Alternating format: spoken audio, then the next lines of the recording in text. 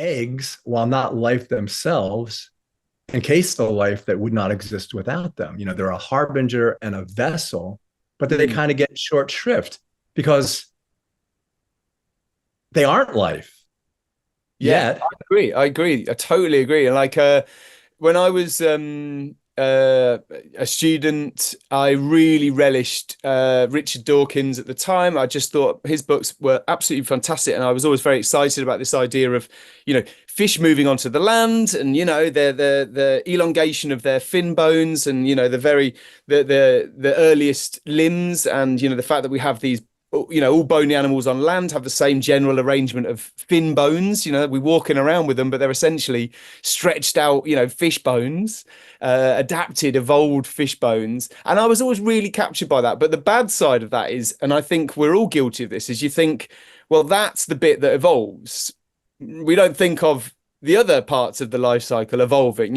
Animals had to adapt to the land to deal with gravity, etc. But actually, eggs had to evolve as well, to survive in these places. And in fact, one of my favorite time periods now, when I think back to all that research and stuff, I think one of my favorite time periods is the Carboniferous, when you've got a really humid, hot, moist ecosystems, particularly around the edges of continents. It's basically swamp forests everywhere. It would have been an incredible place to travel to. But then you have this real drying out of the planet towards the end of the Carboniferous period. And what I love is that, that drying out of the planet, this heating up of the planet as all the continents merge together for a moment, that heating up of the planet, we see different land animals evolving the same tricks to see their eggs survive. And the fact that insects evolve this incredibly tough, enduring land egg at roughly the same time that our ancestors evolved the same sort of structure with their amnio egg, this really tough kind of shelled egg. The fact that, the Earth, if you like, the continents, their movement is what sees the evolution of a new kind of egg. So I think I think you're right. I think that is kind of missing from the story of evolution. The fact that inanimate stationary objects, can also adapt and evolve. That's why I Um, was thinking, you know, I never thought of this until you said it. And then the other thing about it is, when you talk about the asteroid hitting and the dinosaurs on, a giant T-Rex on its side, and this little guy comes in, he goes, "Let's see." Oh, it's great because you describe him walking around the entire dinosaur, checking every possible spot, and then going, "Hey, I know where this gelatinous but drying egg. I'll just put him in there."